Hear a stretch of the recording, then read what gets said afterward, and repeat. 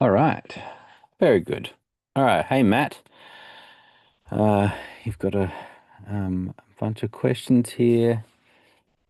Event sales page, including the image load time and buttons jumping. Yeah. Okay.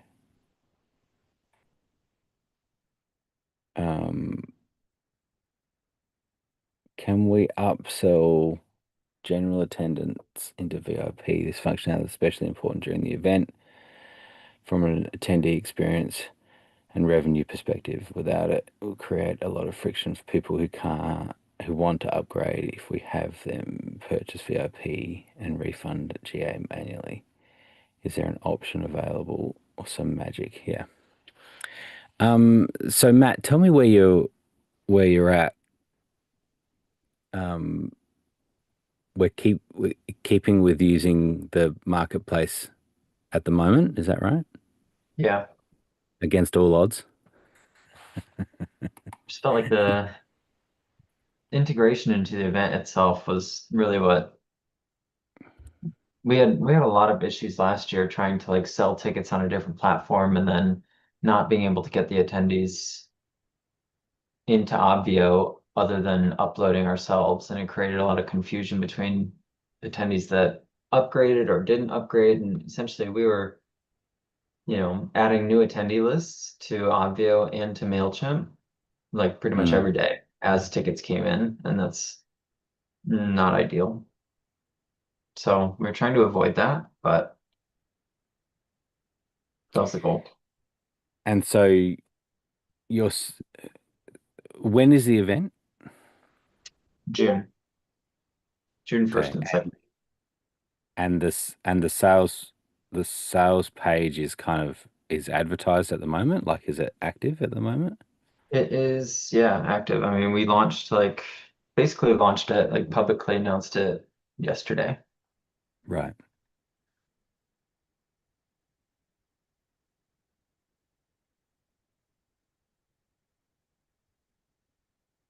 Mm. I have So a I have a yes, question go, Marty. about that technically because there is an upsell option through Marketplace. Is there a direct link to that? Right? Like could you have a dashboard link that goes directly to that upsell page? Mm. Not How opposed to far? it. I don't know Yeah, what that is though. Like I don't know about an upsell. You'd be yeah. educated. So so I'm conscious, Matt, that I had a big disclaimer and stuff last time, talking all about um using using the um, another tool to be able to do all of this, and that it's likely that the marketplace functionality that we have will be um, shut down. Um, and so that's the tricky place that we're in right now is we are likely not going to be spending a lot of dev time on that system now because we don't have the users using it, nor is it really the best way forward. Um, the best workflow is with a CRM that does that. And I get it. I get that having the connection work as fast as possible, things like that, that we're particularly last minute sales and things like that, upgrades, all of that. You want to make sure that they're working as fast as possible. But we do have a lot of people doing that, as in lots of lots of users are doing exactly what you're talking about. Not with Mailchimp, albeit Mailchimp is um, is a newsletter system that is trying to be a CRM. You know, I think that's the Yeah. trick. But that's where you're at the moment. I get it, and you're not gonna make a change now before your event. So we need to see what we can do in the meantime. Um, Justin, do you remember that the upgrade? functionality in Marketplace was something that we added. Did we, was it really, fully complete? Do you remember? As far as I know, it works. I did add it a few moments ago onto the account for Matt. So you'll now see if you refresh your page, Matt, there's an upsell option under Marketplace. I know people have used it. My Yeah. assumption is. And yeah, Muddy, Okay, I and think it's ready. you're right. Looks We're like- able to link back to the purchase page basically, and if the person is actually already has a ticket, then that's the That's what difference. just Is that occurred to me. It won't, if they go back to the marketplace and they already have a cookie for the event, they're gonna just go back to the dashboard, right? no, but that's what we Well, we haven't sold uh, any tickets yet, so it's right. okay Mm-hmm. time-wise. Mm-hmm. So like everything else, I'd say test. Run through those scenarios. If you're already an attendee, you've already gone through the ticket process, and you go to upsell, does it take you to the upsell page like you're expecting it to, or does it take you to the dashboard? Yeah, so you can test that a little bit, and you may, I guess it's just like uh, the the the caveat of where we're at is that it's. I guess I would say that it's beta, um, what we have there because of the that upgrade was the idea that you could upsell, change the ticket, it would take them back, it would change the tag in Obvio, and so then straight away they're able to see then a VIP button or whatever you want on the dashboard to display that. Um, yeah, you could totally do that. Um, so yeah, it's really tricky to talk through this because I feel like the tools are not perfect for what you're doing. And when you're talking about some scale and last minute, like having a decent number of people and having them upgrade, um, it's hard to give the right advice. You see you know what I'm saying? Because I feel like the tools just aren't quite the right ones. Yeah. Um,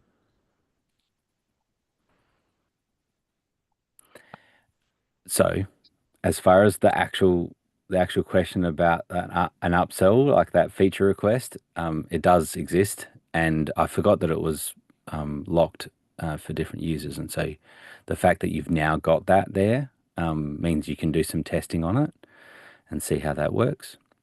Um, Justin, the widget, can we use that as an upsell process as well? Possibly not. No, the widget's intended after they go through a purchase page on the thank you page, it'll straight redirect them over to the dashboard, Yeah, or to give them a calendar link that'll have their dashboard link in it. yeah, And there's no control over the URL other than it's their customized URL. yeah. That makes sense. But yeah, Matt, just so you know, we have a new little feature. We call it a widget, which can sit on a thank you page. So in your example, if you had a MailChimp sales page on the thank you, you can add this code, an Obvio code, to the thank you page that will redirect them to the dashboard so that they don't have to wait for an email and the email to have the Obvio dashboard link. It's actually just very quickly, so particularly for the last minute sales, it's really good because then it just takes them there. People have signed up. Maybe the show's already started. They've signed up. They go to your thank you page in the CRM system, and then it kicks them on into Obvio. So it's just another feature. So it's those sorts of ones, those sorts of things that we're trying to support this whole system of getting people in as easily as possible, and ultimately moving away from our own marketplace sales page. Yeah. Good to know. We'll Yeah. have to find a different solution next time then. But what about Yeah. maybe It's the fun. issues with the designs, like with the Yeah. mobile Okay. layout in the editor Can looking different than most of it's can I say actually, one more thing real quick before we move on to Yeah. that, which is about this upsell page? So the way that the upsell page works is once they go through the main ticket page, it automatically sends everyone to the next page, which if you have anything in the upsell page, it will bring them to the upsell page. And the way that it was designed is that you've got a general admission ticket on the regular sales page. Click next, and it's like, great, for an extra whatever, would you like to join VIP? So I say that because if you're thinking about using that, you may not want to have multiple ticket types on the first page, and then so yeah, you'd want to, it would change your design a little bit of how you split regular and VIP. But if you did it, I think that VIP or that upsell page would be directly linkable from a button on the dashboard. So if you didn't have the VIP tag, you'd see a button that said upgrade to VIP, and it would take you just to that upsell page that you could then purchase, and you'd come back through with the VIP tag. I think is how that could work. Hmm. okay, understood. Yeah. Okay. So then the design elements, particularly on mobile. Yeah, Um, most of those have been, some of them have been, seems like fixed, but there's one section that doesn't seem to want to cooperate. okay. Which one's that? It's about 2/3 of the way down the page on mobile. It's called Who Should Attend the Pin Growth Summit? That's the header.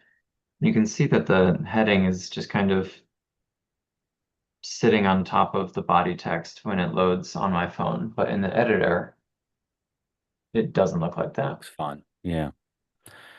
So where we have, and this is all just workarounds, right? But where we have had success is just adjusting them ever so slightly. Even in the editor, we've moved moved it even by a pixel, or made it a little bit smaller, or those sorts of just very, very fine adjustments. And it may look no different on the desktop or in the editor, but then when you go to mobile, it does. And so that's the type of that's particularly with where you're at with going live with it.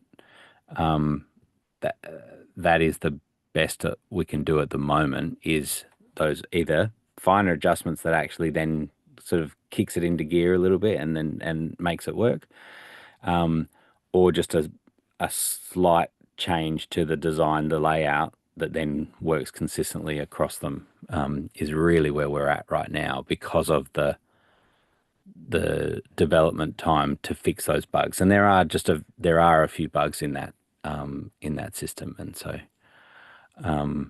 I'm sorry about that. I really am, because Okay, it's just that's where it's at. I've kind of been trying to do that myself, just sort of play with it until I'm sure. I mean, I haven't really the been able to find like a rhyme or reason behind it. So that's all. We were hoping that yeah, maybe there was you and a us trick, both. but it seems like we've been doing it.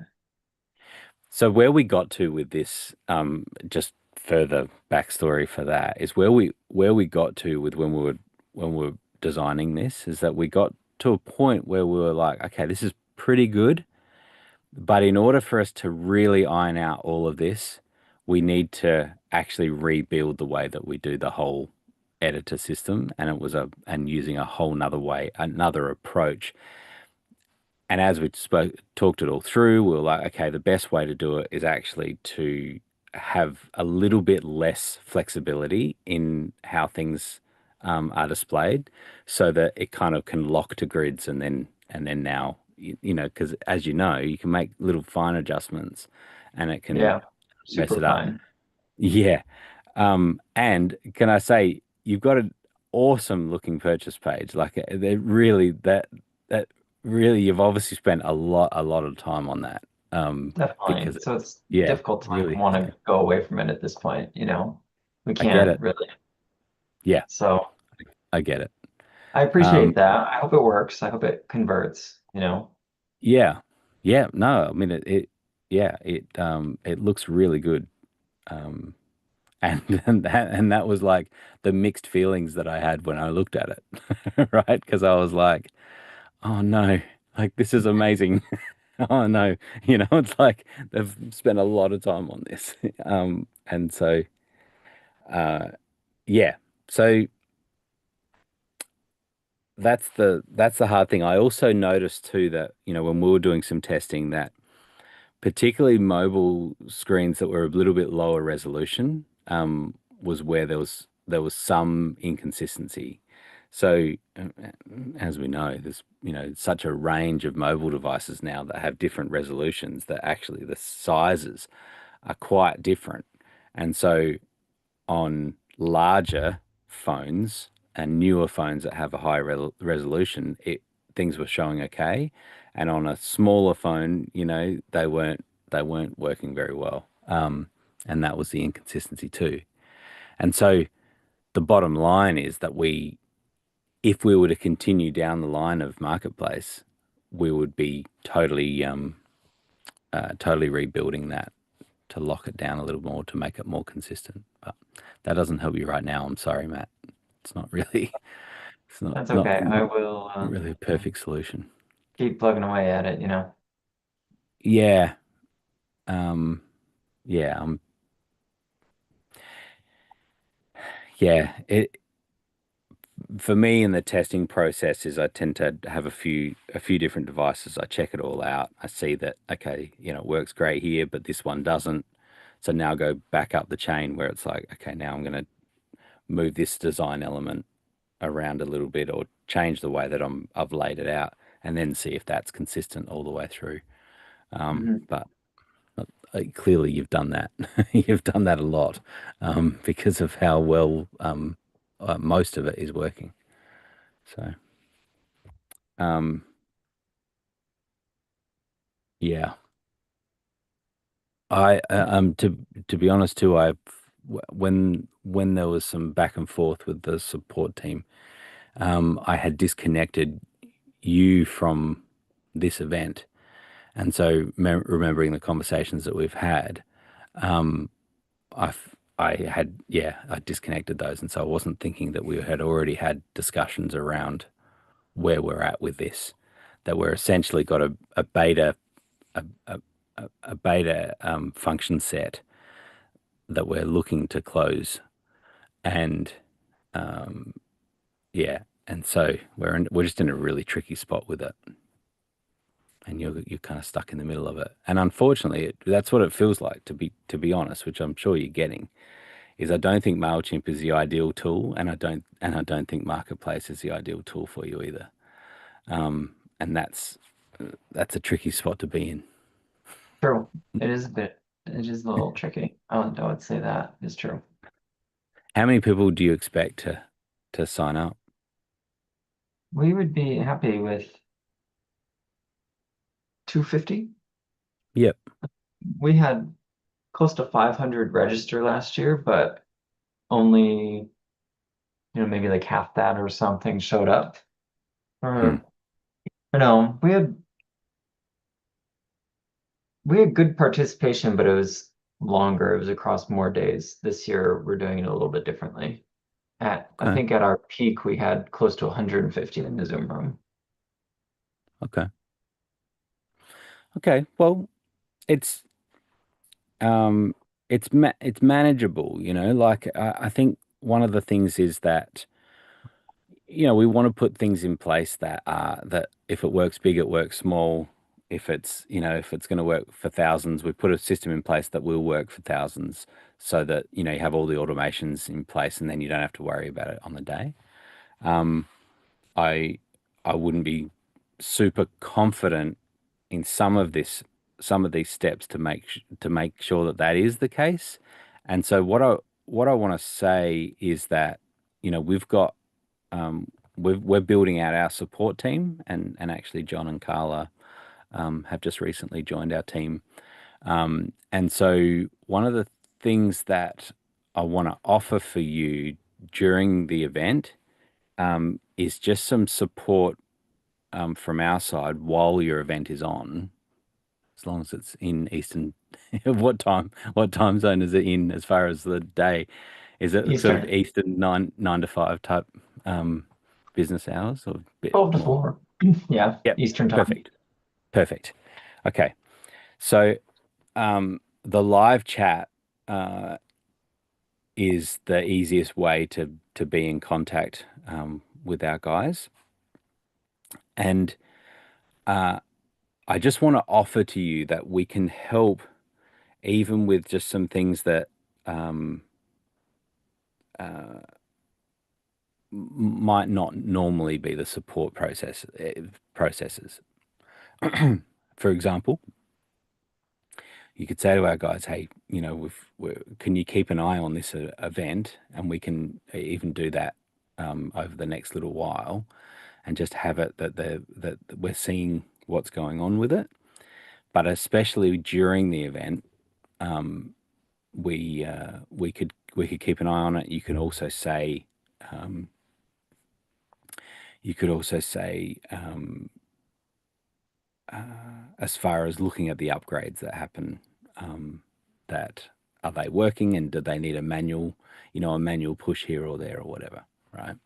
So there's a little bit more resources, what I'm saying, that we can keep in contact with and just try to get this event across the line for you, and then work out the best tools to use next time. Cool. Appreciate that. That sound okay? Yeah. Um, cool. Anything else? He's like, no, answer. Give me good answers to my questions, not Okay, no, we're okay for now. I mean, I okay. already applied some of your advice, and I think I fixed that mobile section, so hopefully Okay. it's fixed for everybody and not just me.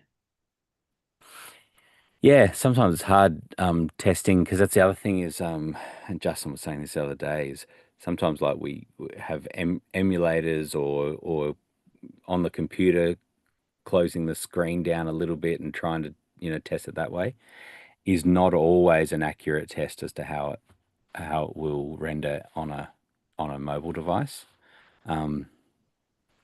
So it could be just a justification for you to go buy another couple of phones, um,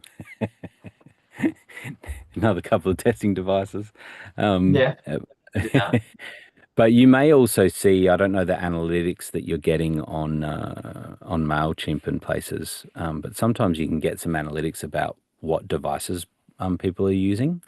That can be super handy, right? Because you can start to see the the model numbers and things of the devices that people are on. That can be handy. So yeah, That is good to know.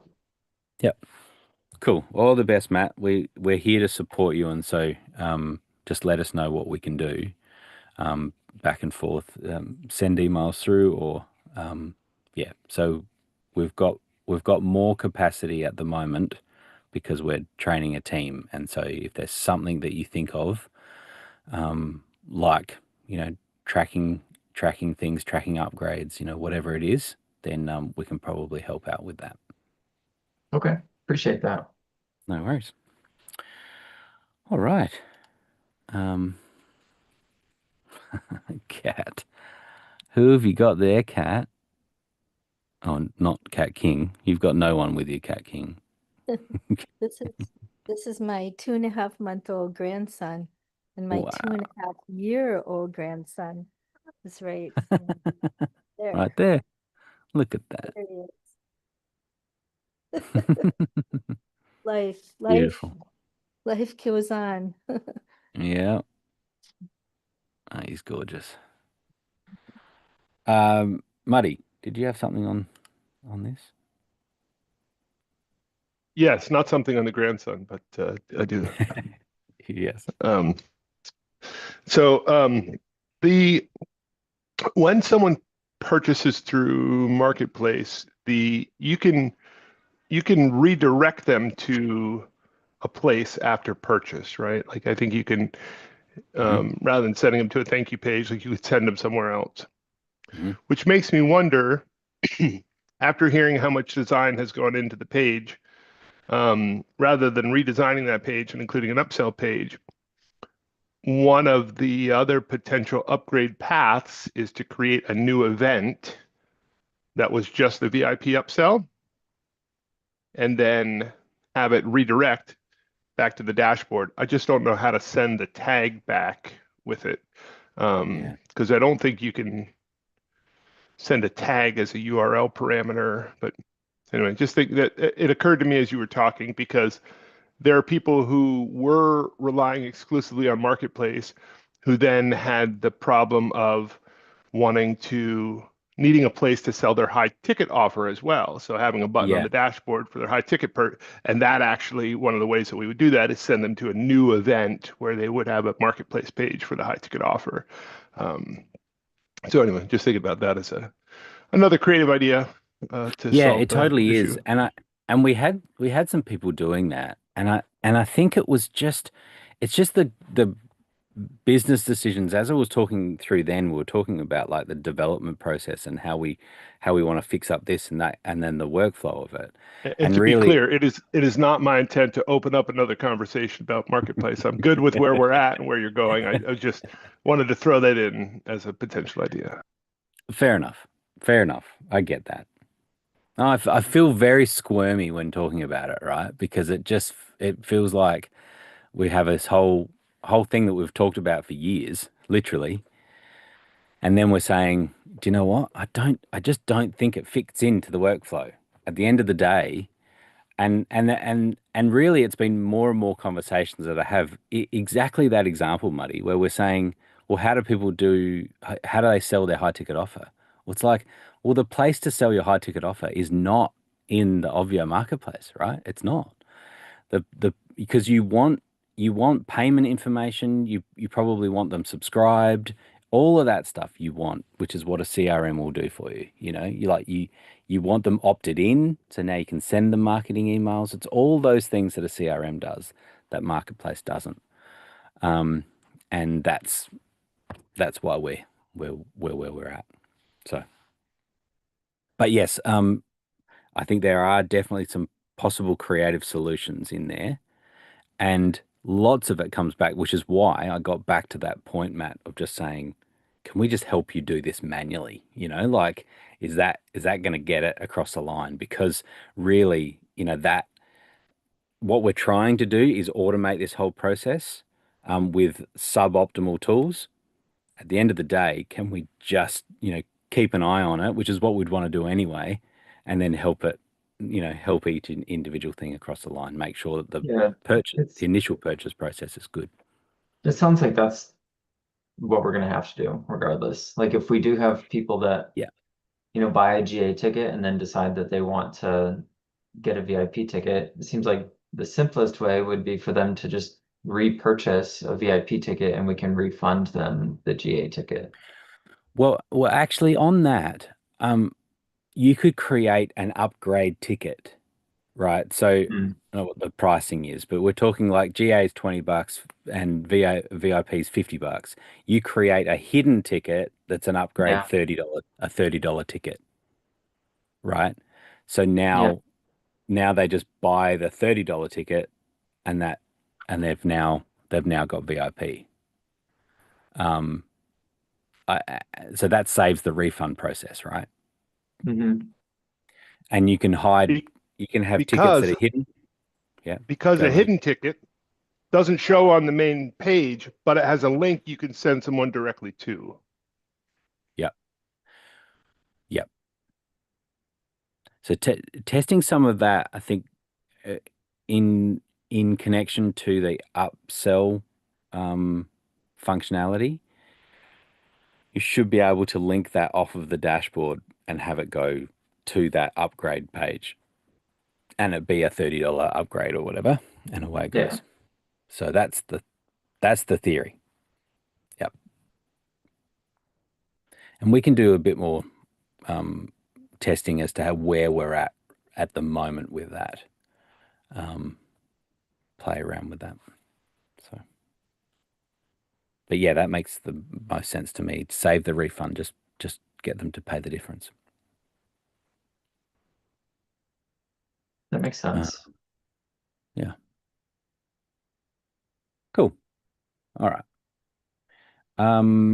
Barbara, hello there. Pros and cons of templates. Oh yeah. That's a good question, Barbara. Pros and cons of templates. So one of the things, two things that I'll say about templates. One is that when you're on the choosing the template, I'm just going to bring that up.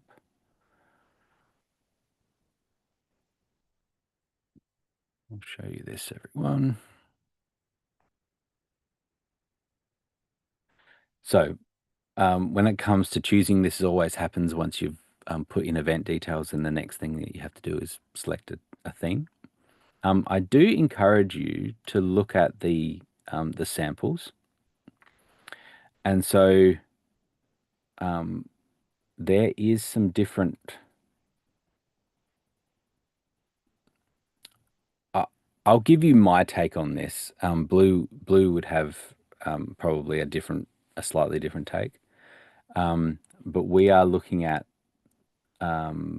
cards.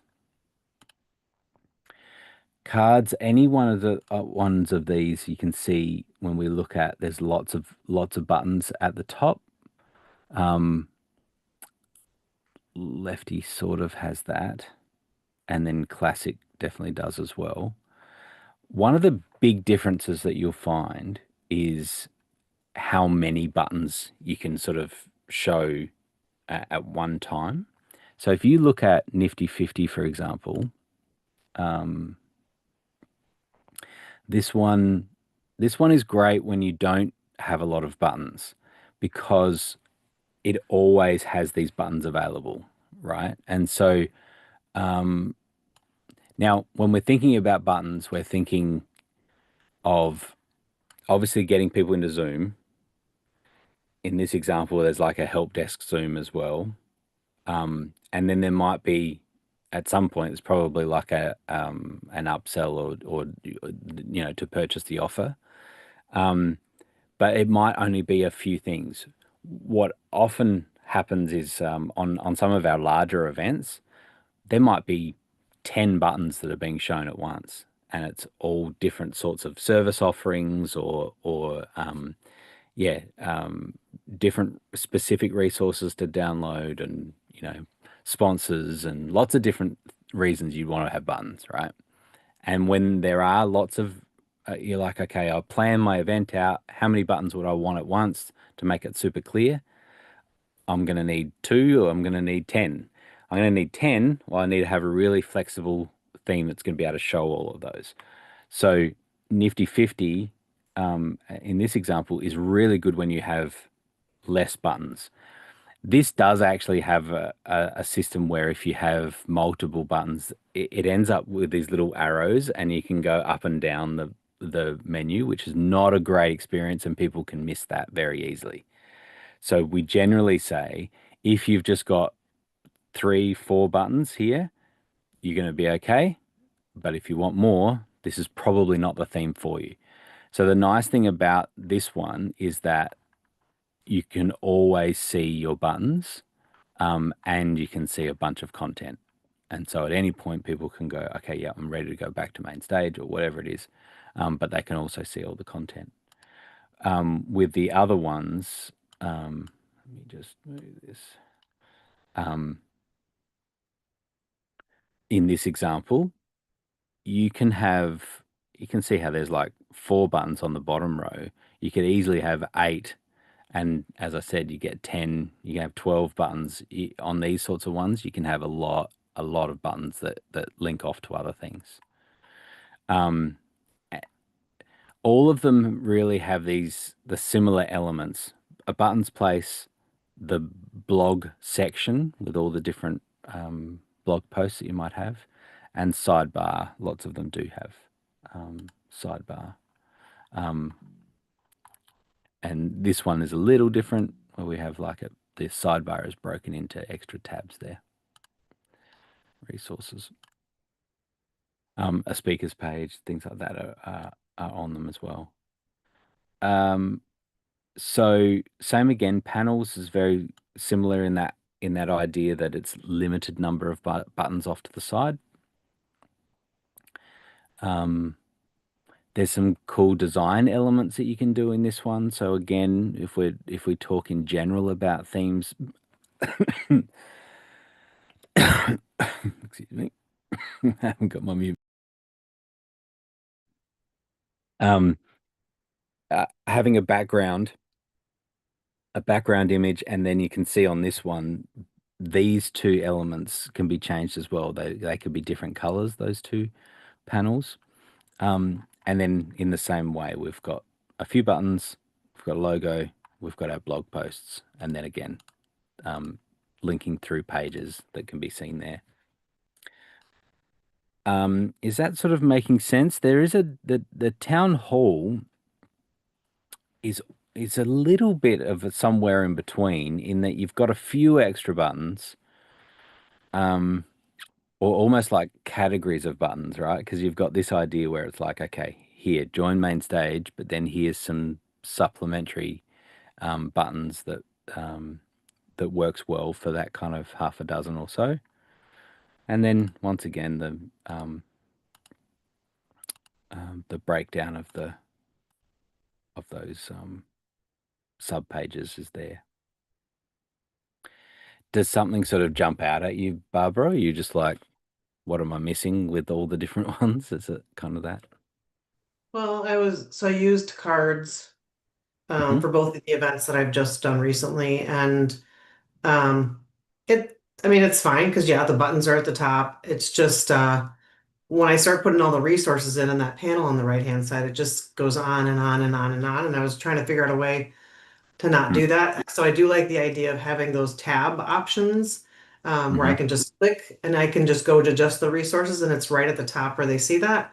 And I see that there are several that are like that. That's why I was wondering, is there an advantage? Because I did start with Town Yeah. Hall for my 3-day event. I started there thinking I would want to use that. And Hmm. it just wasn't, it didn't work the way I wanted it to. I didn't understand what to do with those things that you see on the right-hand side. Yeah. And then if you get rid of them, it's just this big blank space. There's not something else I can put there. So, Totally. which is Yep. it's fine. It just wasn't what I needed. So I was like, let me just do cards. I already know it. So that's why I just kind of Yep. wanted to get a feel of, you know, and I like that you mentioned, the idea of, do I want to use buttons? If so, these are the two to go to. And if I'd rather have just a couple buttons that they choose from and then the content, Yep. that's the two things to look at. So even just that, I already wrote down some notes of like, oh, that might be the way I want to go with that. But I'll have to, I do look at all the samples. I look at them multiple times. When you said that in the Yeah, beginning, it's sure. like, yeah, I've done that about Yeah. 100 times. I can't make a decision though. So, um, I but I do yeah. like, so I think that first question is really key, is how many buttons, Mhm. because if it's not too many, then I really like panels in this example is great, because I remember at one point, like with cards, it's like, oh, hang on, are people missing the content below the fold because they don't know that it's there? Yeah. Whereas this one is a little more obvious, while still maintaining access to the buttons all the time. And so I do like it for that reason. And I think this layout is a little bit easier just to get it looking nice quickly. Um, because once you put a bit of a textured background in, and then set the color of these panels background and the headers, now it's like, okay, I can see this, put some brand logo in there, and now it's looking pretty good. And so I Mhm. do I do really like panels for that reason. Okay. Um, So here's the question. So let's say I have to turn on an I'm all in button on at the end of day two, and um, it's not going to be 'cause that is one thing I like about cards is I can make that top line be like join and then the buy-in one. Like I can make them really big so they see that, but there's no way to make these buttons on the that I'm seeing on the left hand side bigger. They're all going to be the same size. Is that correct? Yes, that is correct. However, there's nothing stopping you having that button in multiple places. Meaning, yes, have I'm all in over here, make it red, make it pop really, whatever you want to do to make it really stand out. But Mhm. also in your blog posts, you can be adding those buttons too, right? Like you have a new blog post that comes up that reiterates what the offer is and then has a nice big I'm all in button that is linking to the same thing, but you could have that in multiple places. And so it could still work that it's that wherever people are on the page, they see an I'm all in button. You know what I mean? Mhm. Yeah, Um, yeah. so yeah, yeah, while you've got a little bit of adjustment on what the buttons do, the styling of the buttons, it is consistent across them, and so you're sort of matching those to look the same. But if you had a button that was on the top there that was Yeah, in a bright color, it yeah, would super stand out. So yeah, yeah. Okay. A, a Okay. grant on a per button basis for them, you can actually change the height. It's one of the styling per options per button, of course you can. per button. Yeah, yeah, of course you can. So yes, you So you could can make make a it a big little. I'm all in. A, you could make it a bit bigger than the other ones. Yeah, you could do that. Okay. Yeah. Okay. Okay, so so thinking of, you know, a 3-day event versus, a 5-day workshop where they come here for an hour each day or whatever. Um, does anybody out there, or do you have any recommendations of like 3-day events should kind of stick to these? Or I just really think about how many buttons am I going to need and where do I want the resources to show up? Because that's really what it comes down to for me at this point. Um, Yep. is that really the Yes. only difference I'm thinking of? Okay. Yes. Yep. I don't. A 1 day, a 3 day, whatever it is, I don't think makes any difference. I think at the end of the day, what's the purpose of the dashboard? The dashboard is to be a branded way for people to get into your event that looks familiar, and that is getting them to Zoom. Like the number one purpose of the dashboard is to get people into Zoom, right? Mhm. Then it's also, particularly during the event, outside of the event, it's telling them when the event is. So it's like just to be super clear, because you might be getting your time zones confused. This is when the event starts. I like having a countdown on the page before the event starts. I think that works really well. I like the agenda page because it shows, or the agenda section because it shows people in their time zone when when the session starts or when the day starts. And so that's for me, that's the key purpose. The then the next thing is it's a place to be able to do calls to action. Um, and so at that point, then it's I'm all in, or it's accessing a workbook, or whatever it is. But that's the purpose of that dashboard, so that it becomes, and this is another term that Blue has used, which is like a temporary membership site. If we think of that about that, it's the idea that here's a group of people that have signed up to a membership, for 3 days, and this is the hub. This is where you find everything you need.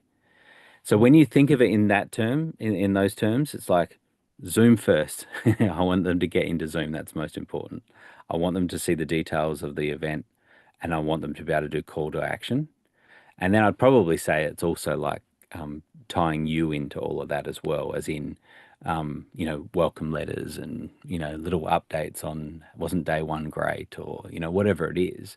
Mhm. um, then that it becomes that home for it, and that means that it's anytime people are accessing it before, during, or after the event, it's helpful.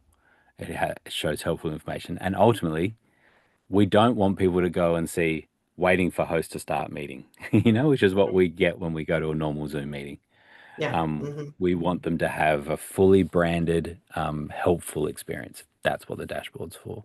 So if we then know if that's the purpose of it, then if we think, how many buttons do I need?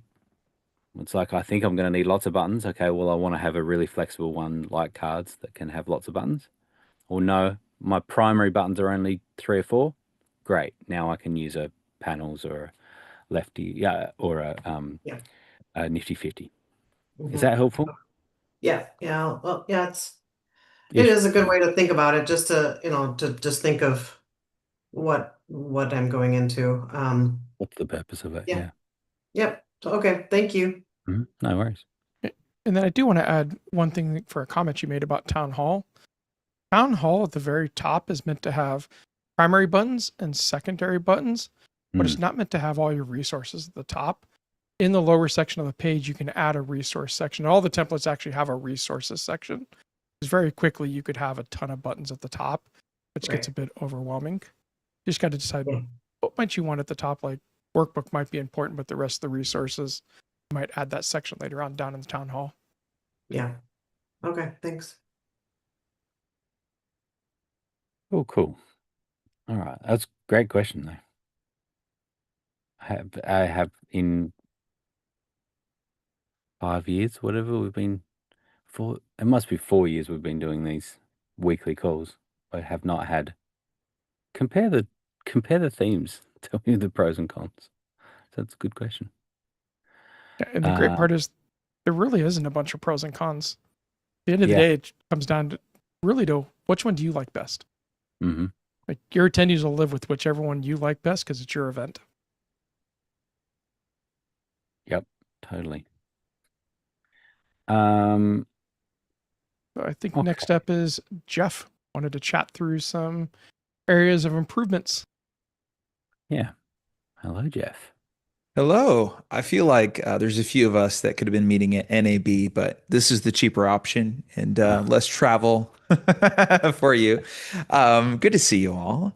Yeah. I am trying to figure out how to make meetings frictionless if possible. Less friction it would be workable as well. So, as you know, or may remember, I use Obvio quite a bit for meetings, just because I'm utilizing the dashboard for resources that I reference in meetings. And it's just a nice, easy thing versus having to drop stuff in chat and wasting time with that. So, the challenge I'm having now is I do a lot of back-to-back meetings. And if something runs long, or also, I have some clients that are on the 8 ball. They will join the meeting 5 minutes early. I'm still in the Yeah. previous meeting, right? So they can't get in, and then they send emails to the team, and it gets escalated. And I'm finding more and more people are joining and feeling a little stressed at the beginning of the meeting.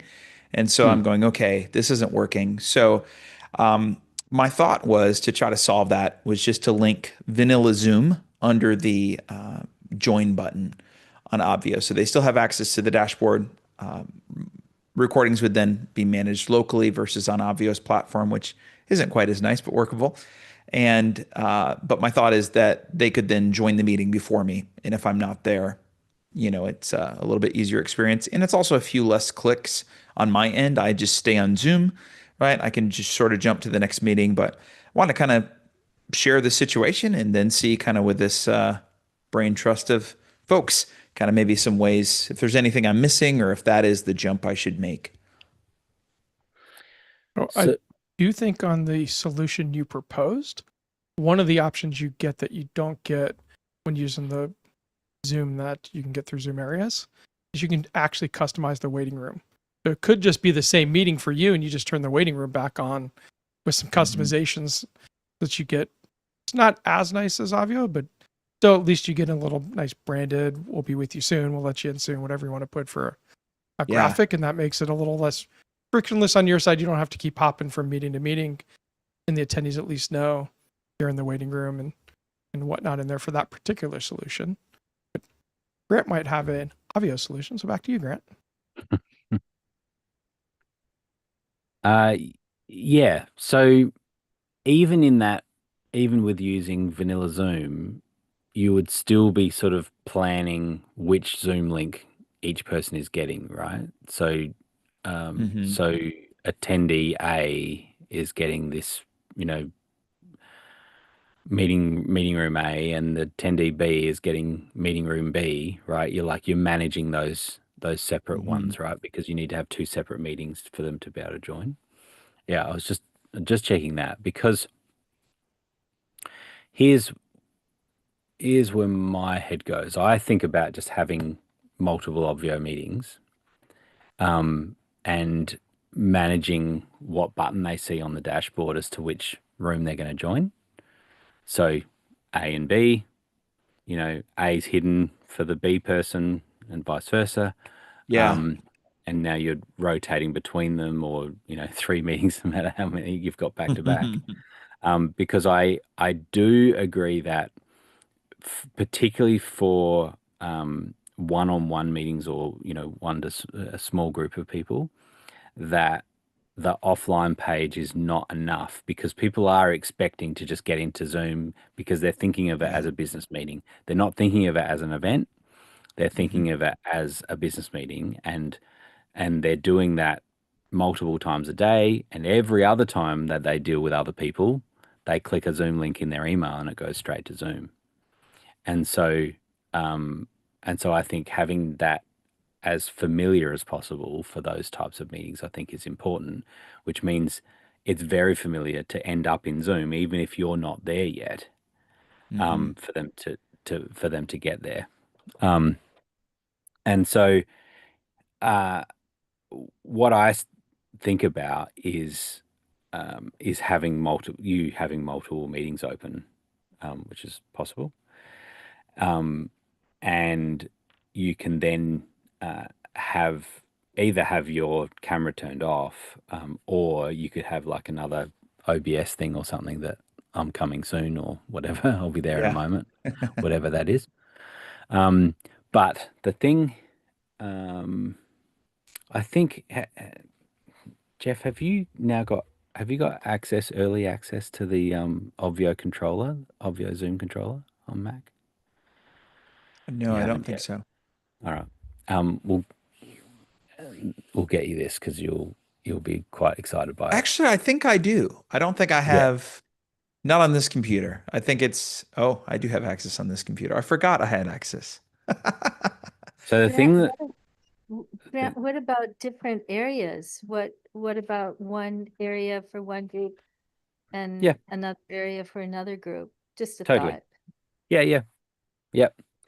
Yeah, areas or rooms is pretty similar in this case, in the way that you manage how people get into it, but a different area will be easier to manage the buttons. So yes, you're right, Kat. Yeah, they all have a So custom dashboard right now. So every client has a different.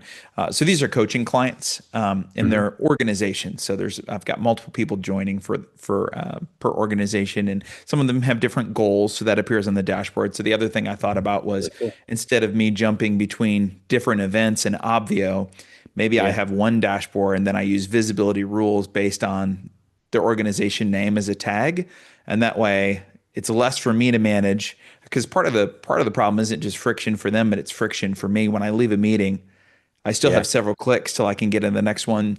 Zoom loads, and it's not a long process, but if you're running 2 minutes late, it'll put you 4 minutes late by the time you're in the meeting. totally. Yep. So the reason I went down Zoom controller is that Hmm. one of the coolest features is being able to spin up another instance. And so Yeah. you can, on the same computer, you can launch another instance and open Hmm. another area, another room within another area, and just have it sitting there. And so now, That's great. yeah, I think a single event is a great idea, and having Okay. it, and then having the different areas, and it's just a matter of applying which one gets which area. But Hmm.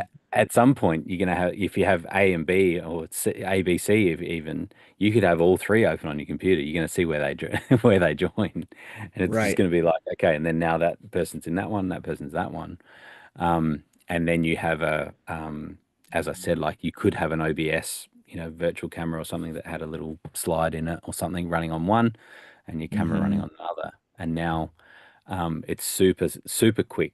You can see that they've joined, and that's another nice thing. I do this a little bit where I have multiple meetings open, and I'm finishing off a meeting, and I can see that the people haven't arrived for my next one, and so I've got a bit of breathing space. Or the other way around, they've arrived early. Well, they've arrived early, so they shouldn't be expecting that I'm coming early as well, right? So, Mhm. but I can see right at the time, then I can change over and do it that way. But um, I think that to me that seems like a cool approach. You can still use the Obvio Zoom. Um, and that's the only key difference, right? Is allowing people to join before host is really what you were talking Mhm. about there. So, um, but I still think that there's a bit of confusion in that. I join a meeting and I'm the only one in there. I guess I just sit around and wait. But if Yeah. I join a meeting and there's already a Jeff that's in the meeting and on Mhm. it just says, I'll be with you shortly. That's really comforting, right? Because it's like, okay, I'm in the right Yeah. spot. It says he's coming soon.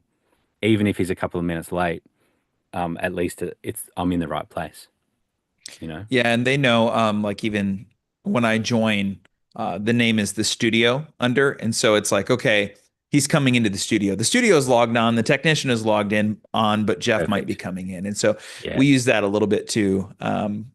that's Versus cool. if I'm on the road, it's just, it says my name, it's just a laptop, and they kind of know I'm hopping in between. So Yeah. that tends to help as well.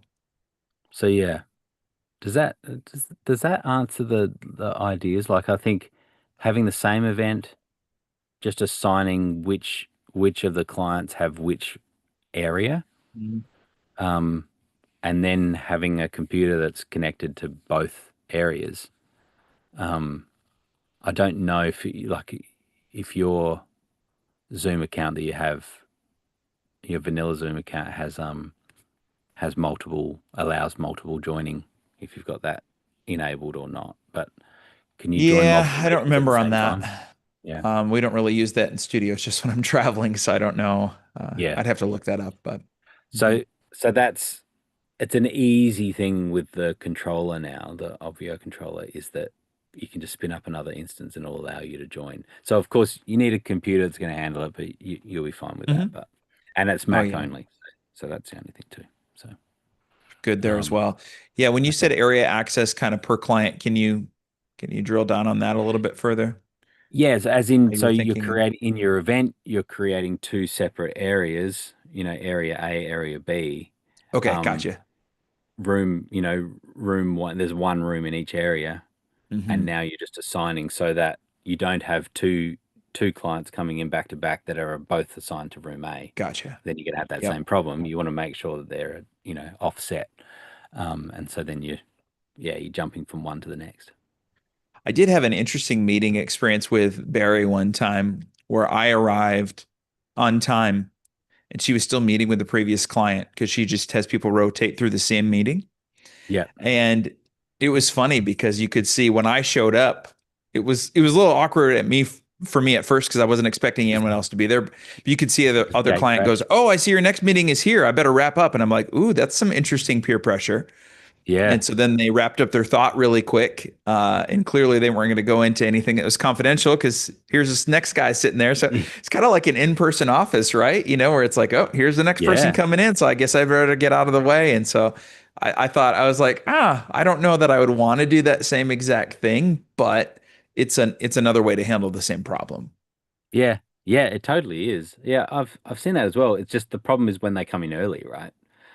Yeah, if they come in Like, early, then it's like, oh shoot, that's the other person's time. I really yeah, want I've to still give you got your 10 full time. minutes. Yeah, Yeah. yeah, yeah, that type of thing.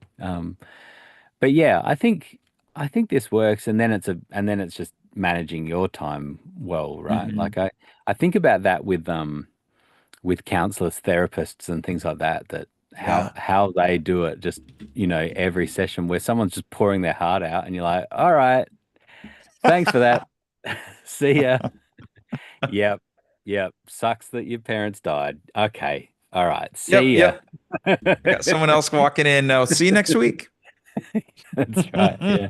But I guess there's ways of managing that. But yeah, that seems to me like flipping from one to the next, and making that really seamless on your side is Hmm. literally just, going from one to the next. And that can Yeah, be both open. Yeah, I think that can work really well. good deal. I'll work And on then some there's testing and bring it back if I run into some issues. Yeah, do. And then you'll find some other pretty cool features now well, there's some chat stuff that's going on, but there's also the gallery monitor, which will turn off people's cameras if it doesn't detect a face in the camera. Love it. Yeah. So and then we did a tweak on that so that it'll turn their camera off, and then it sends them a DM and just says, "Hey, we noticed you stepped away. When you come back, if you just write 'I'm back' in this DM message, then it auto sends them a turn on their camera." That's Um, brilliant. yeah. That'll So it means solve a big your problem. gallery view is all faces. That's so Just good. yeah. Yeah, Yeah. whether we're using Zoom tiles or another way of capturing or displaying that. One of the challenges we have especially when I speak to students, is some teachers will, we send a request for everybody to turn on the webcam. So everybody does, but that doesn't Mhm. mean that the privacy cover has been removed. So you get a lot of black squares. And then Yeah. sometimes it's the majority if you're looking out on classrooms. They don't know how to use it. So it's like they press the turn camera on button, but there's like one more security permission. And so, yeah, that'll solve a huge problem for us. We're always trying to manually remove those real quick because I go to show the audience view right at the beginning to look out and welcome everybody. And it's like, okay, I got to give the team a few seconds to hide those. Yeah. Yeah, so it does cat saying don't bend over to pet your dog. No, it's about it's it's 15 seconds, but then it's like 15. 350 Mm, 15. Yeah. But it was 15. instances, Okay. like it was multiple times. So That's um great. it's okay, Cat, you You're don't have to going to use it. definitely have to test it, Jeff, because in your case, it's a lot of classrooms.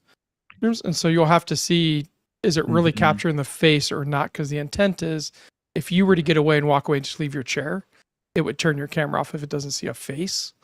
But I don't know when it's looking at the I classroom see. if it is just going to assume you walked away. Yeah, we were testing that. Yeah.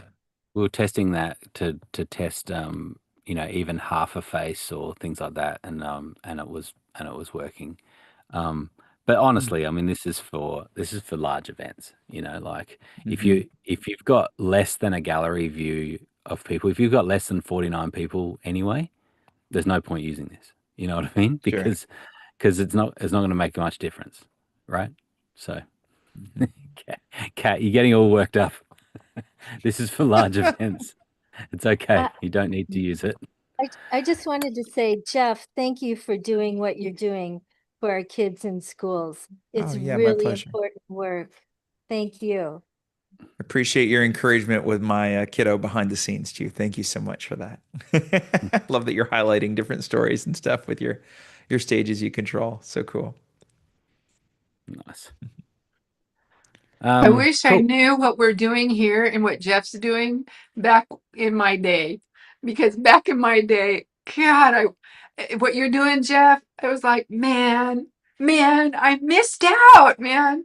Because that's what I used to do, but in person and way Yeah. before COVID. But I wish I knew it back then. Well, never Good too work. late to jump in, right? That's right. Cool. All right. Thanks, Jeff. Great work. Thank you. Good to catch Yeah. up. Yeah. Did we lose Muddy? Yep, Think I we don't did. see him on. So I will follow up with him Yeah. about his That'd be good GHL because question. we just want to check. Yeah, we want to check in general how high level is going. Make sure that it's all working okay. Oh, All and I right. also, Grant, I was going to suggest that maybe that's a question to put on the top of like the whole selection of all the templates is like basically the difference between what you Right. choose here, just Mm. so that people have some guidance. That's all. Yeah. Yeah. Yeah, that's a good idea. Yeah, we're thinking about how we can add some more helpful text around the site to help people make decisions on those sorts of things. So that's a good one. All right. There's no other posted questions. Any other questions people have? Yeah, I have a personal question, Grant. When do your kids get out of school in Australia? They're on vacation at the moment, so so they have this week and then they go back. So, but we have 2 weeks. Basically, we have 2 weeks every term. So we have basically 10 weeks and then 2 weeks off. 10 weeks, 2 weeks off. 10 weeks, 2 weeks off. And then over the New Year's break, there's generally about 6 weeks. So Okay. it's not really a summer break or anything. It just breaks up into smaller holidays. Thank you. You're welcome. Anything else? We might have smashed through it all in an hour. Plenty of Oh, new tech gear to talk about, but oh just yeah, depends on if you want to go in that direction. probably. Well, Blues just joined just as we were about to wrap up. So then we can just move into the tech section. What did you see? You went to NAB, Jeff? I did not, but there's a few of us on the back end kind of talking, and Chuck Wojak was meeting with the OC folks. Haven't heard a ton about how that went, but one thing I was sharing, I was interested to see that someone in that space implemented was taking a 4K camera and allowing you to punch in virtually and get some 1080 shots. So wide shot and then maybe a close up on two people. Just it's interesting. So with our setup here in studio, to move to 4K is thousands and thousands of dollars. The camera's capable, but then you need a capable switcher, and then my Ultimats all have to switch to 4K, and then it's all these things stacking that have to get upgraded. And so it was kind of interesting. Of okay, if we right now we do a lot of our punching via software switcher and zooming, and I was like, okay, I didn't know if I would want to go in the OC direction. I still don't know. Everything else is black magic pretty much in our ecosystem, but I do think it would be interesting to do that on the switcher end and have a little bit more hardware control, and be able to set that up in some different ways. So yeah, just curious how that fleshes out. Yeah. Yeah. Buy a second camera, it's cheaper. It's probably true. I'll get a. Have you got any PTZs in the studio, Jeff?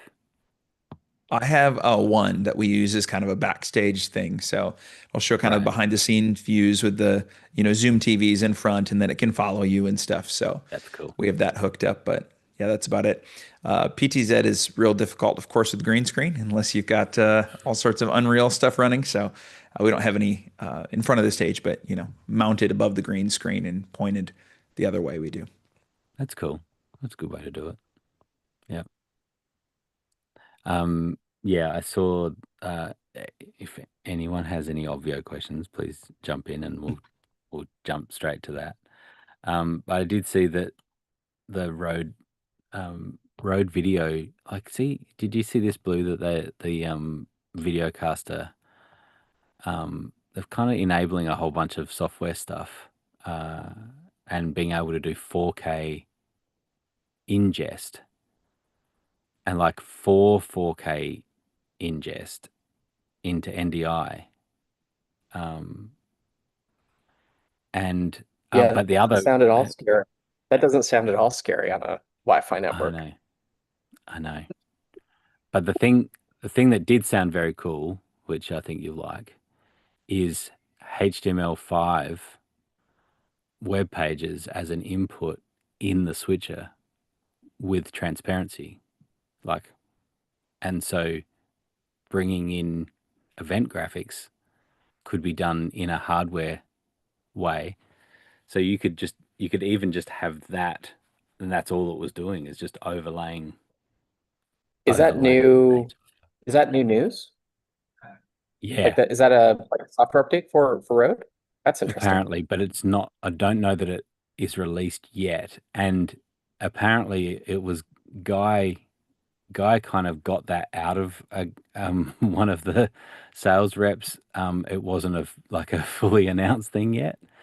And so he just kind of mentioned it, but it sounds very Okay, yeah, cool. that'd be interesting. I haven't asked the team to do this yet, but given what we figured out with transparent background web pages with Hmm. the event graphics tool, applying that exact same philosophy to the the emoji page. Yeah. Because right Oh, now it's that'd a be colored great. background. Yeah.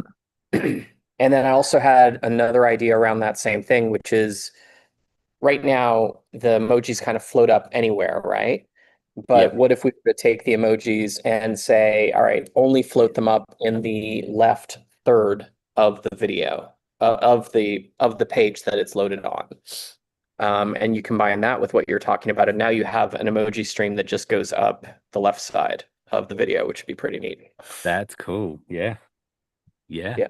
So I would say I'm excited, but absolutely unexcited. Because there's one problem with the Videocaster that they haven't fixed. If you open the software and there's an update, it forces an install. You can't get in the software at all without installing that, which if it happens to be one of those firmwares, you got to reboot your Roadcaster. That's like the worst thing ever in the middle of a show that you're like, let me go change a setting in the software. And now I've got to say nope, or I got to reboot my Roadcaster. Unlike the ATEM Yeah, that I doesn't mean, force updates. the upside is the majority of those settings, not all of them, but the majority of those settings can be accessed via the UI,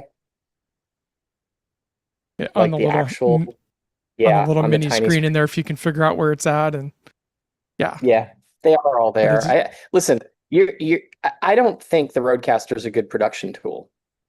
Like, Oh, I think it is a fantastic, that's a like, statement. advanced home studio tool. That's Yep. yep. where I think it lives, right?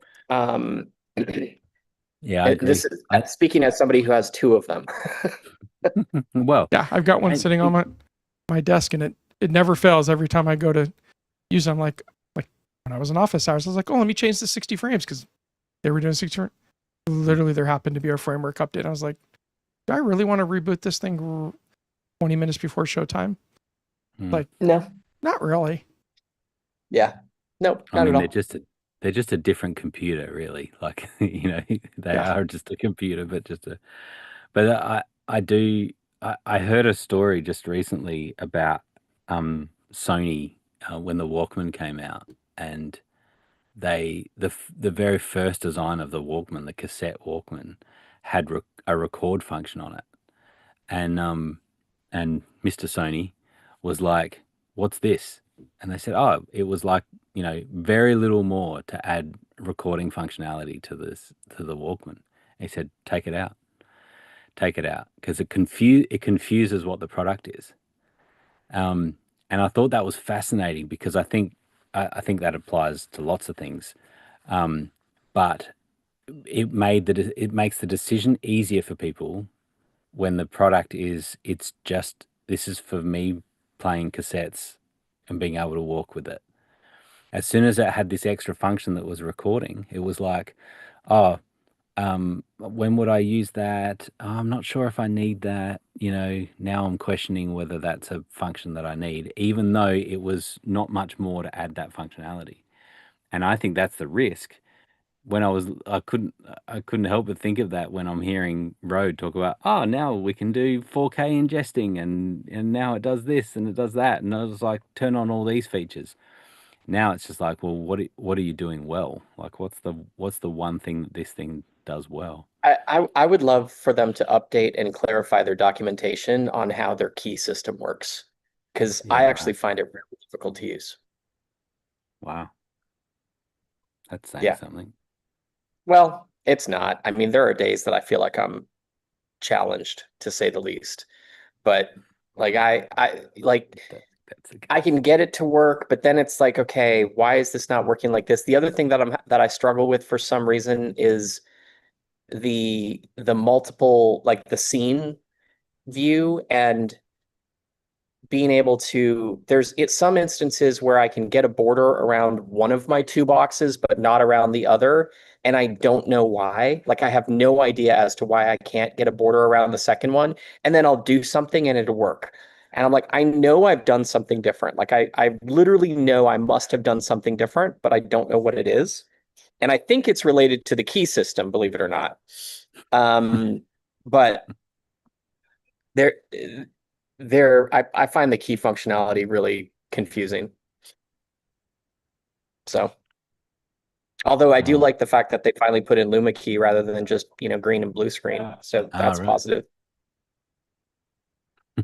But I don't know. I still don't know how to use it. I haven't played with it, and I do. On paper, it seems like a good, you know, home setup. But I don't know. I think the ATEMs are hard to beat in that space.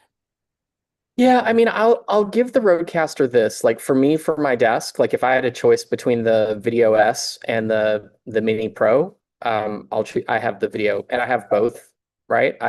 I'm using the Video S because but if I have a choice between the Video S and the ATEM Extreme with Super Source, because that's really the feature for me, that's the killer feature, right? Is being able to do something other than just a DVE key over top of a video with a shitty pip. And the space that the video or that the ATEM Extreme takes up, and how it introduces 17,000 freaking buttons. And you know what they do? They all do the same thing because it's like it's a row of buttons, right? Like for each input, but it's like anyway. I like the ATEM Extreme. I much prefer the Rodecaster. And forget price. Like it's not even about the price in my mind. But to your point, like pick something and do it well. The Rodecaster is a horrible switch, like audio mixer. Like not being able to just have simple like faders and having to press 3 buttons to get to the mute functionality. From an audio company, pretty weird, isn't it? Yeah, is just asinine. So in order to make the Rodecaster useful, I had to buy a $350 keyboard. I didn't have to. I could have just used the whatever, the Stream Deck, with the knobs on it. Oh yeah. It actually works really nicely with it. So I had one of those initially, but I'm like, okay, so in order to get this to work properly, so I have an easy one-click mute, I had to buy an additional $180 thing.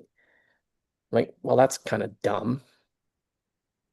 Well, I mean, it was a good excuse though to be able to buy more gear. But yeah. The keyboard's really nice. I really like was it the Galleon, whatever? That's Oh, yeah. really, really nice. Nice. Yeah. Well, while you're here, Blue, what do you think about Muddy had a feature request to have notifications when recordings are available for some fast turnaround things for some weekly events and things like that. He had lots of ideas of how to make that really cool. He had like some stretch goals in the feature requests, like who do you send the notifications to, so that you could send it to your video editor, that type of thing as soon as it's ready. But at least having it go to the owner, when they're available, and then it was like with the links as well, because it means if the links were there, then you could just click the link and it would download and away you go. Yeah, I have to tell you, I don't see a world where that makes any sense because that's going to have to be put on a cron job. And how do we determine because we don't have a notification from Zoom when recordings are done. We'd have to poll, right? And well, I'm not sure about that. I think we could get a webhook when they're available.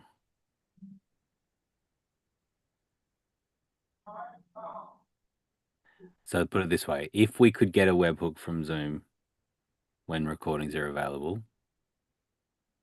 in theory, this is not too bad then, right?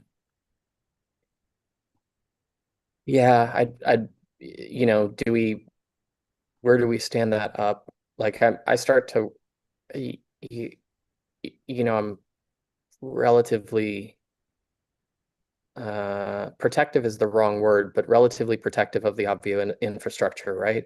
Because it Mhm. always seems brittle. Agreed. Um, so I wonder if Overwatch could ingest that and then trigger an action because Overwatch is already taking in webhooks Yeah. for attendance. So we Mhm. already have something taking place there. We could potentially do it there.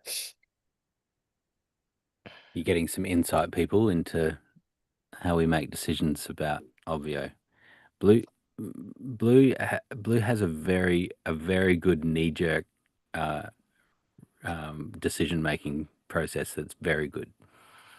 And so you can throw a question like that, and then it's like, let me think of the 5 reasons why this might not work, and the I mean, I 5 like it reasons as a why. concept. I will tell you my Concept's initial good, but reaction, like my first reaction to that mm, was if you really need quick turnaround, record it locally.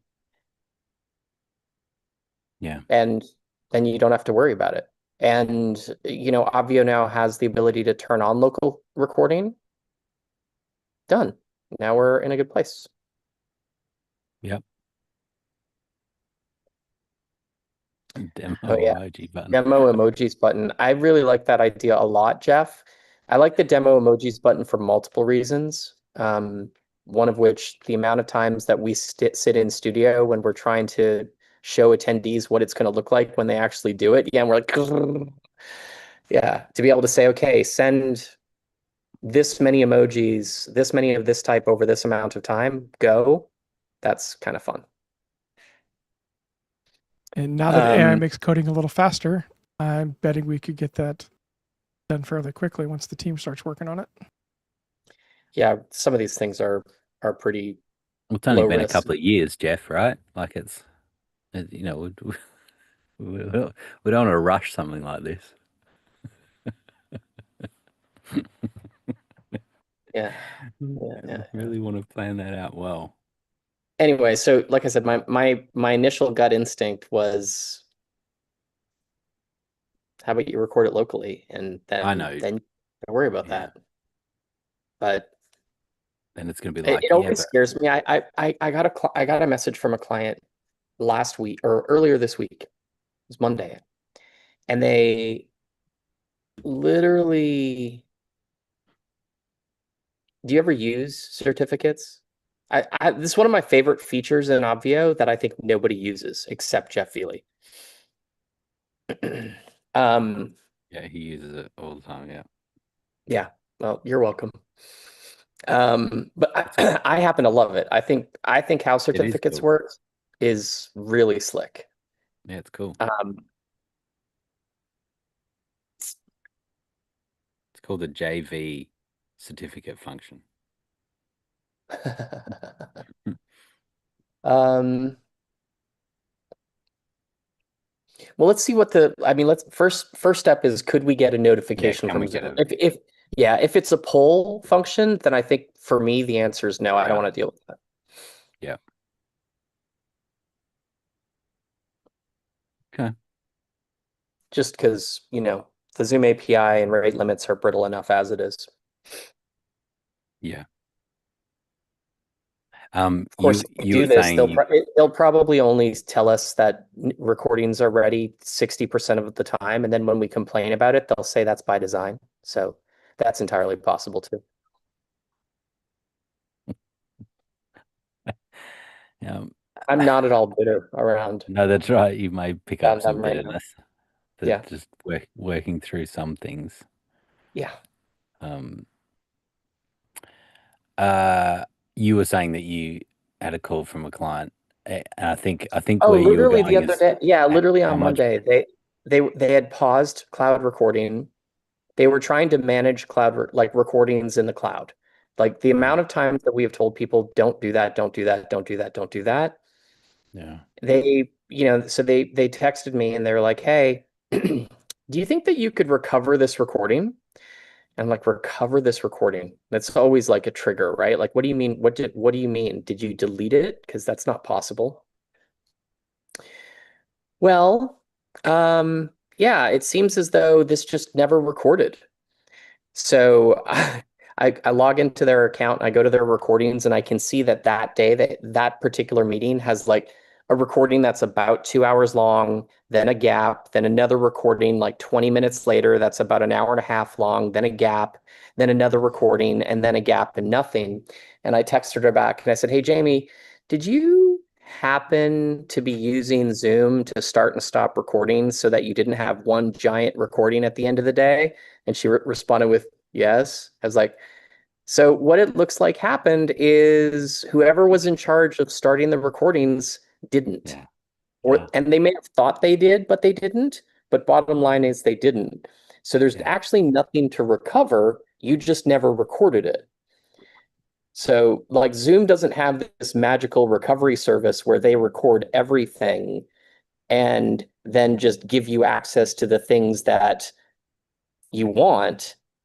If it's not recording, it's not recording. I was a little kinder than that, not by much.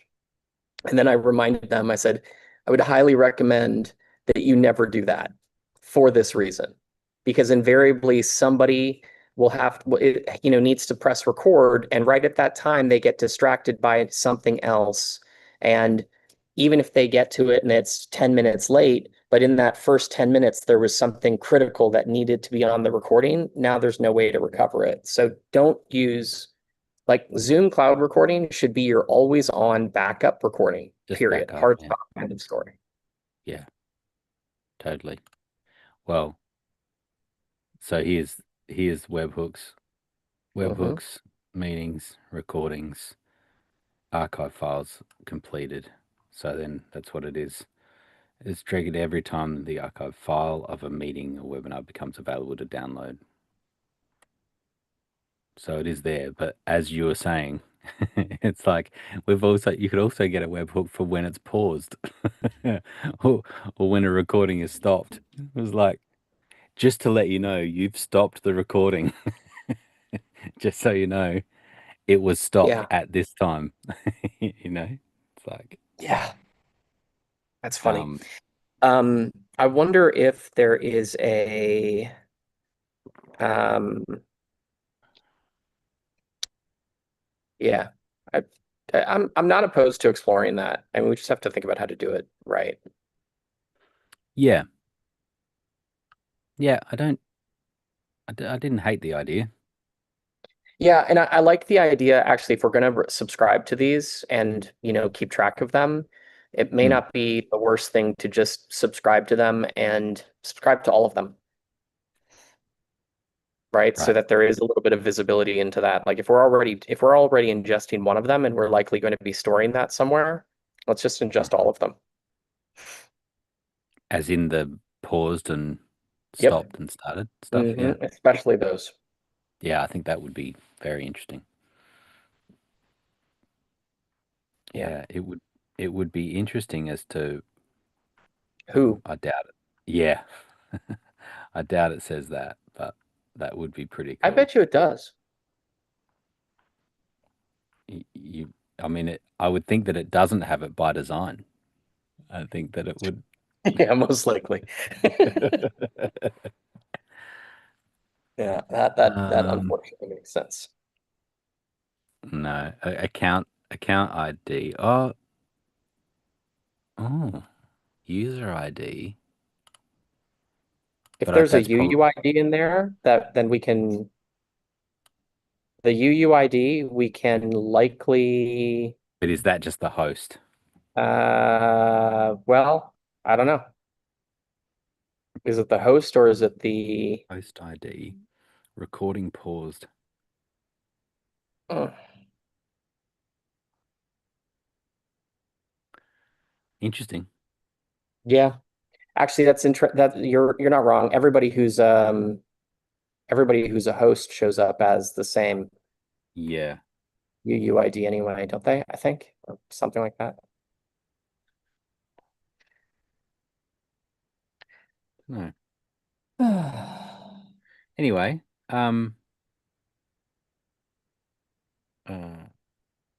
the ID of the recorded meeting.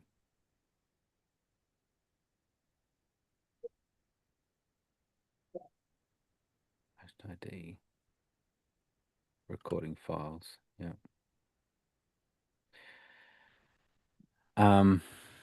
Okay. Well, Justin, let's have a look at that. There was a request.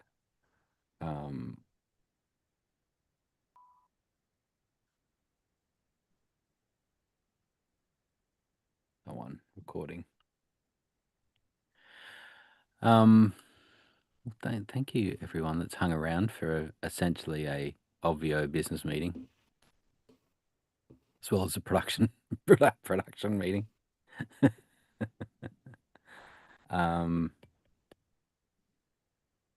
you know what I'm working on right now? This is interesting. I don't know if it's interesting. It'll be interesting for you. Yeah, I'll be the judge of that, he says. Funny. So I am currently working on a feature for the Obvio chat stream that slows the chat stream by discarding excessive messages, basically.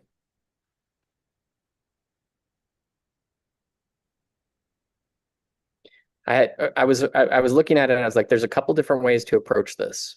That's right. One is my head just went, yeah. Yeah, one is actually just slow it. And now it's the problem 30 with seconds slowing old. it. Yeah, well, 10 seconds would be kind on some, like I'm thinking about, like we have an event this weekend that is, likely to have 50, 60,000. And there's 50, 60,000 ish likely to be online, maybe a little less than that. So 1,000 will show up. Yep. And more than that, but yeah. Sure. But the chat, if subscribed to more than one channel, goes pretty fast.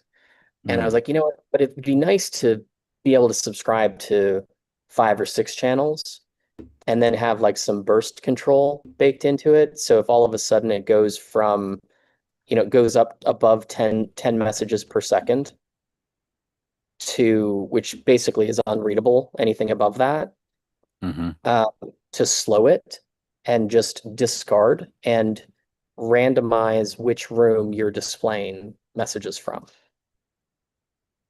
So we'll see. We'll see how that works out. Well, that's cool. I've wondered about a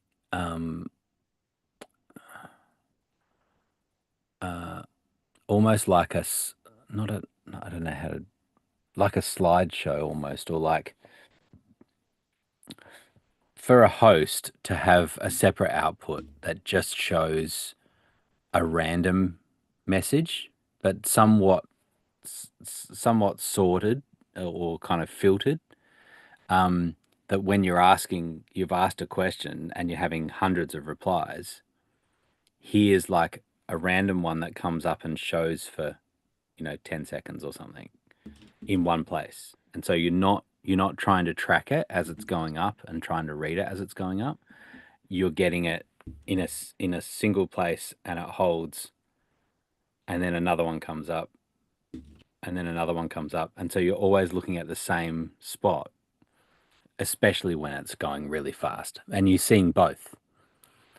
Again, it's kind of that host output screen we've talked about, right? Like it can be another spot, sort of a message spot that is just showing a random thing that comes up. Maybe it has a little countdown on it so you can see when it's going to replace, and it just sort of shows a comment. I think that could be super cool. It'd be interesting, right?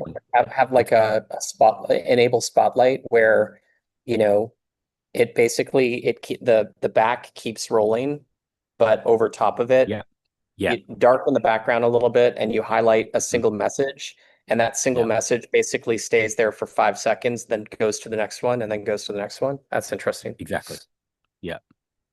And particularly also being able to call out that person by name and, maybe whatever other data we've got about them as well, like if we have their location and that sort of thing, if we've got that there. So you can just say, oh, it's a great comment from Blue, from Charleston. Here it is, like automating that. I mean, of course, you can start thinking about moderating, right? Moderating that and having someone actually sitting there and finding a good comment and clicking it, and that goes up for the host.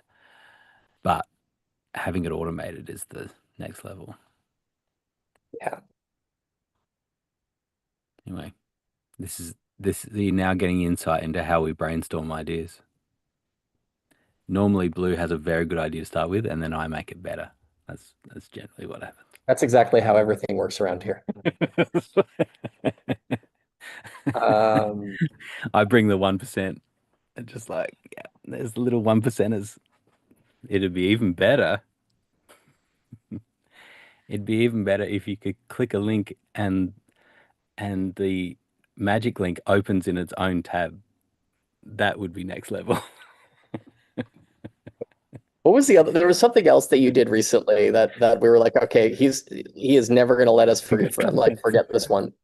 That's the gallery view turning off their cameras and then asking, "I'm back," saying, "I'm back," and then That's right. That's right. Yeah.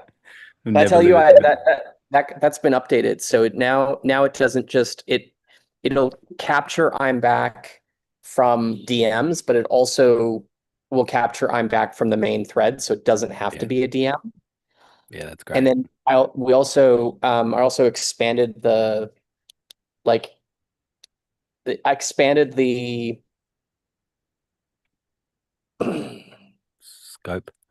the scope of messages that it looks for. So it's like almost anything related to camera, like why is my camera off, will trigger Oh, that's cool. their camera being turned off. I Or can't turn my why camera back on. Yeah, exactly. Yeah. I can't turn my camera back on. Can you turn my camera back on? Why is my video off? Can you turn my video on? Like, I can't turn my video on. Things like that all basically trigger the same thing. That's great. Because it was apparently our team wasn't turning people's camera off enough previously. So now that it's actually doing the job properly, like people were It's getting working too well. It's too well. Yeah. So I was telling Jeff about that just before, and we were thinking about like in a classroom situation where you've got like, 20 faces or, 10 faces or whatever. It should work, right? Like it should still detect one or more faces, right? It just has to get one. Is that right? Do you think? say it again. Like, you mean, so if there's like 20 people in a room, yeah, it'll If still there's work. 20, yeah. Yeah. And I know it'll work because I have one of the videos, there are test attendees in the test attendee system. Yeah. One of the videos is predominantly a wide camera from the front of the room, Oh, and it yeah, never right. it never gets turned off. There you go. So, This is just a bunch of and faces. I've seen it literally work live in real time, where it cuts to the recording cuts to a PowerPoint, and the moment it does, it gets the orange box that says there's no attendee here, and then when it cuts back to the wide shot, it immediately goes away. So it's detecting them even with that, and even with it being like because that video quality is 360p at best. So it's capturing bodies, So which then is really what it's looking for. So then the next level is to count attendees. Let's not get crazy. Count how many faces per box. Yeah, it's funny. I was talking to somebody this week. I was like, I'm starting to get like, I've got this marginal unsettling around how much how much the client is doing, because I have no idea.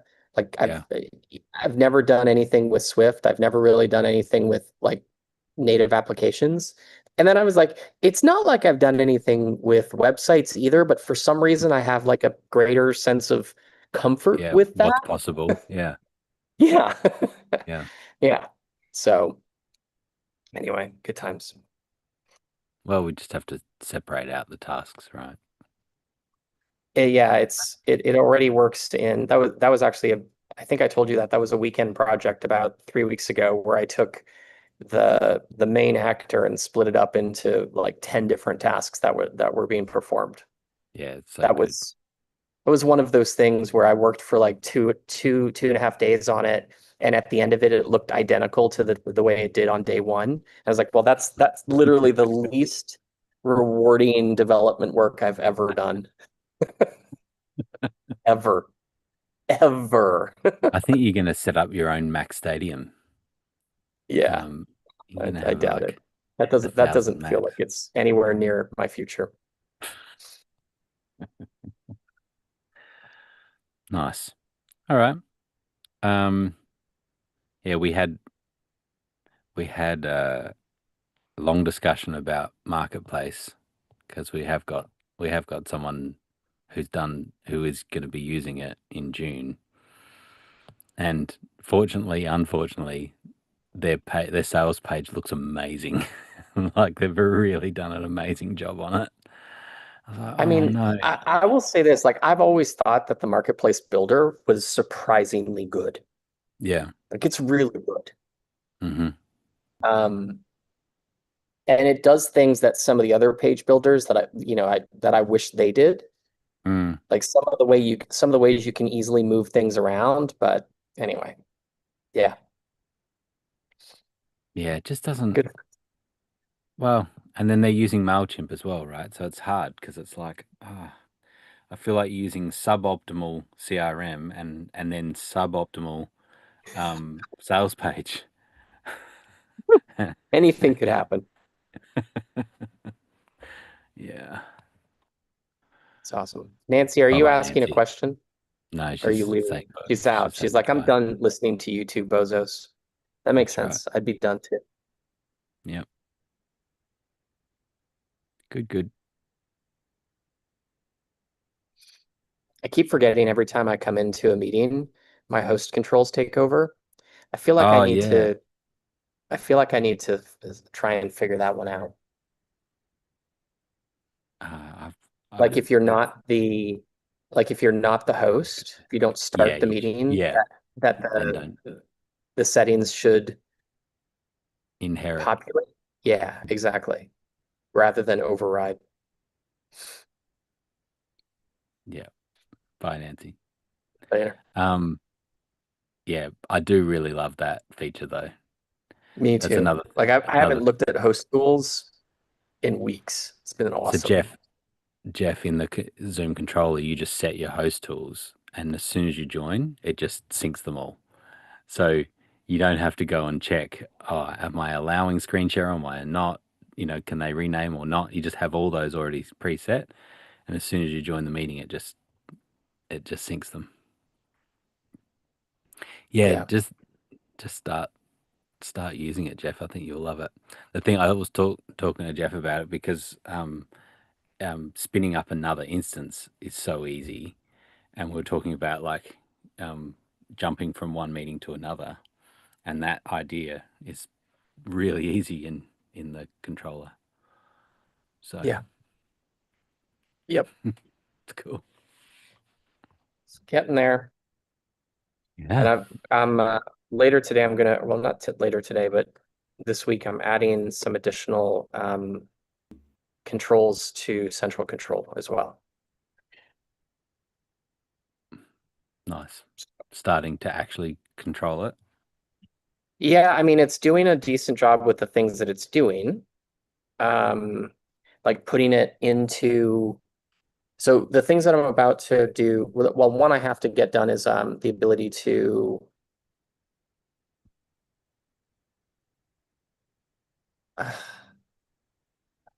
hold on one second. It's like, can't multitask.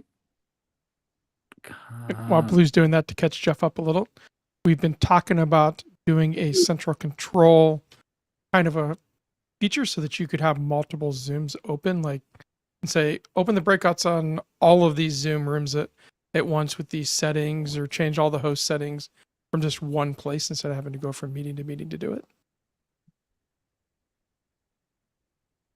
Yep. Only been talking about that for 6 years. And now, even with a full dev team, Blue's just doing it, vibe coding it. It's incredible. Well, and what's really regularly irritating me these days is you remember when we had that conversation with the Zoom endorsed development company, and we were telling them about what this was like 2 years ago. Yes. And they were telling us about, like, I was like, okay, this is what we want to do. And they're like, you can absolutely do that with the SDK. And I know you can't, because I can't now. Like, some of the things that you could do that we wanted them to do, like, none of this has changed. Like, this is all the same feature set that you and I kind of dreamt up 4 years Yeah. ago when we hired Liminal to do stuff Yeah. that didn't work. Yep.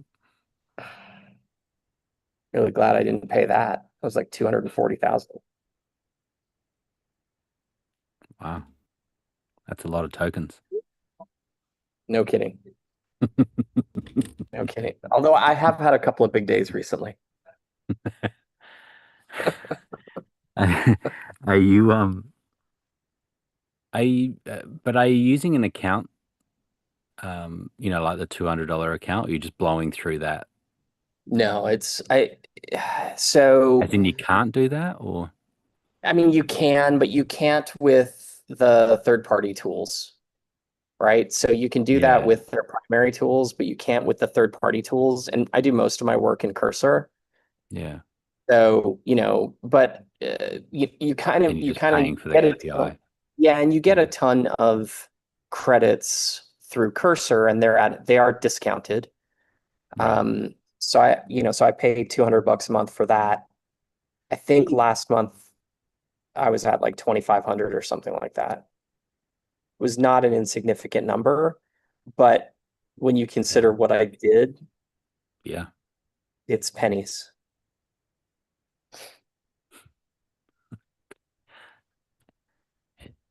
It's not pennies.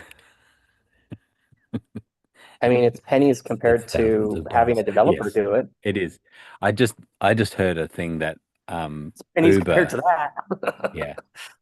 I just heard that Uber just rolled out a whole bunch of AI development, and they blew through their budget. Their full year budget is already gone in April. And so that's the thing. You get a whole bunch of developers on it. They got parallel, you know, f tasks going, and you get a Oh heap yeah. of them working on it, and it'll just blow through a lot of money.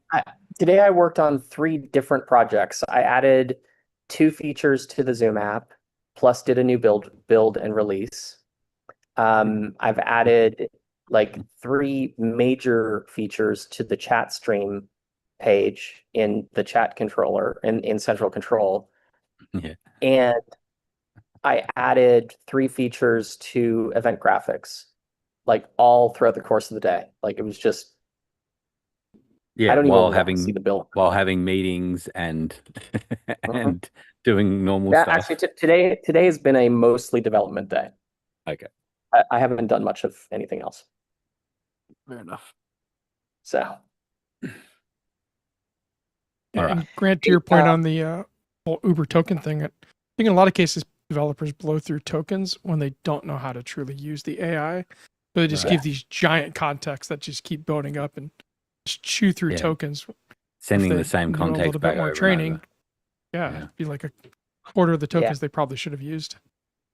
well, and part of what they do, they're not using sub-agents to run tasks in a plan.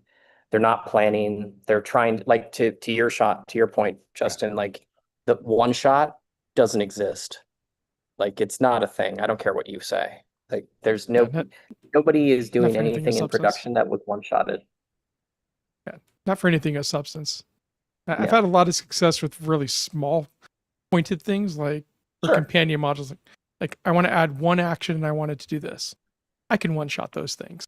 But if it's like build out all the actions and read this spec file, rarely does it get it right without a bit of a plan. Well, and I Actually, did never gets it right I without the did a plan. couple of one-shot things this week, but the one shot was preceded by a whole conversation about what I wanted it to do and developing a proper plan. And the one shot was then, okay, go execute on that plan. But that's not one shot. That's like it took me an hour of back and forth to get the spec for the plan right. Yep. Here's the funniest one shot I've ever done. When autopilot mode came out for GitHub Copilot, I forgot to turn it off when I wanted to plan.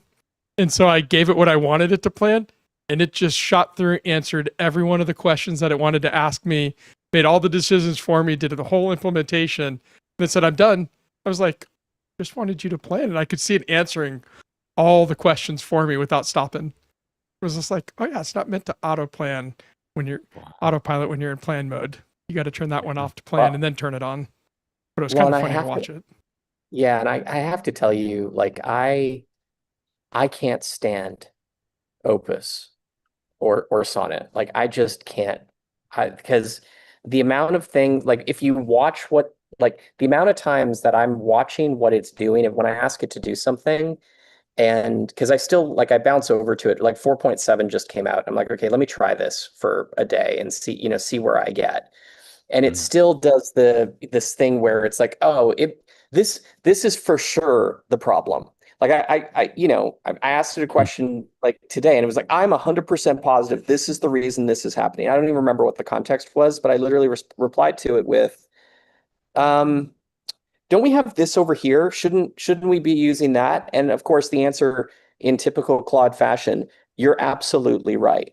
That's right. Yeah, oh, yes. Good pickup. Yeah. Good pickup. Wow, I never saw that.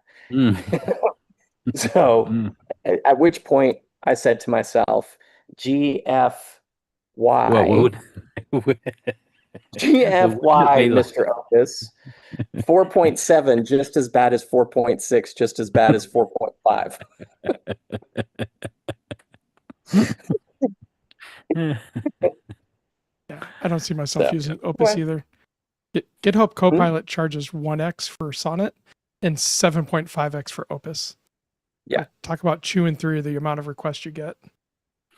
I don't know. Well, I'm just in on Codex, and I just like, and I don't even think about.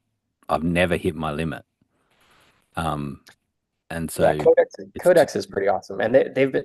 I have played around with it a little bit. Yeah. And it's funny, I do you could like almost save a bit. I do 90% of my coding in GPT 5.4 right now. Right. You might find that you could just move to the Codex app and for some or lots of your tasks and not actually, right? I probably could. It's And you can gotten do to the cloud point as where well. Like you I can do know. Codex Cloud where you can do it on your phone and it goes off and just does it to the repo and it's the same. I think it becomes for me, it's a comfort level thing. Like I know Sure. exactly Just what you where know. yeah. Right. So Yeah. is this any better than Codex? Probably not. What I do like is I do like the flexibility of being able to bounce, right? So I will make like this morning I wanted to make a UI change and it was a very narrow change, but I wasn't 100% sure how I wanted it to look. So I used Opus and I liked the result. But using ChatGPT and GPT 5.4 or Codex or whatever, the result